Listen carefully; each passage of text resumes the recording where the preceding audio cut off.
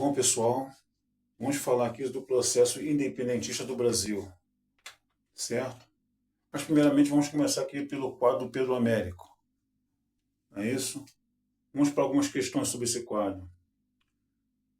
Que tipo de pessoas aqui circulam Dom Pedro I? Bom, o quadro apresenta Dom Pedro I à frente de uma pequena comitiva, em sua maior parte civis, tendo diante de si uma tropa mais numerosa de soldados da Guarda Imperial engalanados em seus uniformes brancos. Seu ato de erguer a espada é acompanhado pelos soldados e pelo grupo que o acompanha. A cena é assistida por um carroceiro, né, humilde, e por um cavaleiro mais ao fundo. Muito bom. Qual a diferença de postura entre os homens a cavalo e os homens que aparecem no fundo esquerdo? O carroceiro que aparece no canto esquerdo, no quadro, está com aspecto de surpresa, apenas observando o que se passa, sem nenhuma participação afetiva em sua cena apresentada. Bom, vamos agora a algumas perguntas mais diretas sobre esse fato. Por que a corte portuguesa se transferiu para o Brasil? Olha, simples. A corte portuguesa se transferiu para o Rio de Janeiro para fugir da invasão de Portugal pelas tropas francesas. Lembrando que o governo espanhol autorizou a passagem das tropas francesas pelo seu território através do Tratado de Fontainebleau. Não é isso?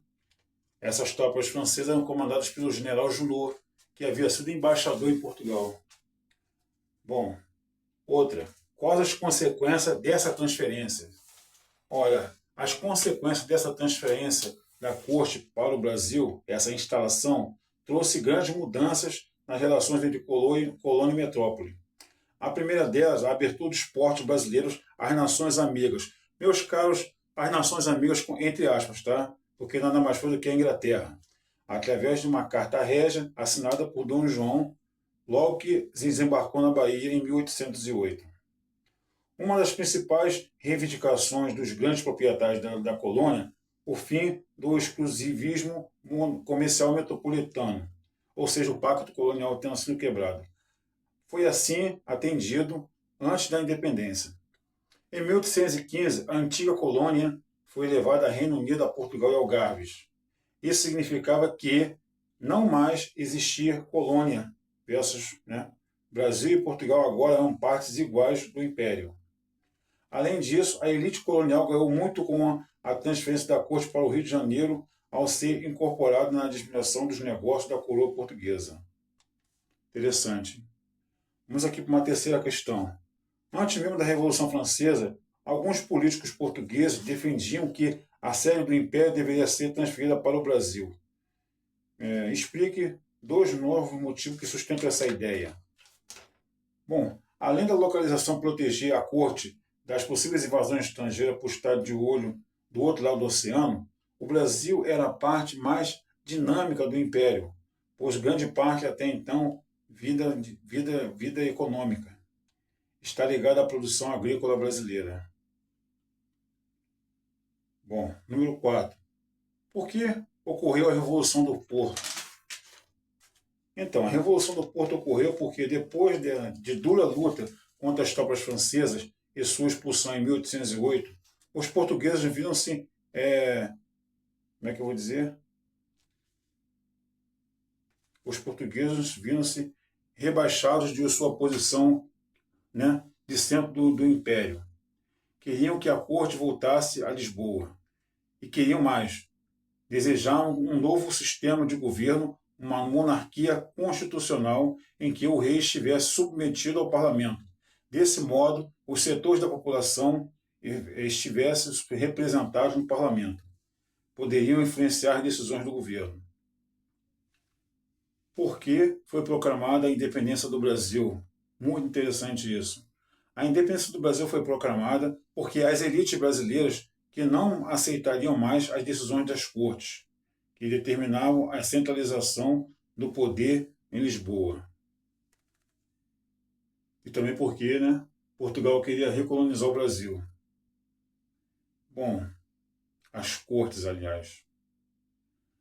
Vamos para uma sexta questão aqui. Explique as razões para o fechamento da Assembleia Constituinte em 1823.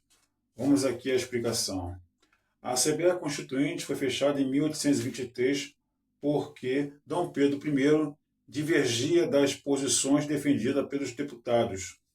Eles queriam organizar o governo de tal modo que o parlamento fosse a instância maior dos poderes, pois assim eles seriam mais influentes.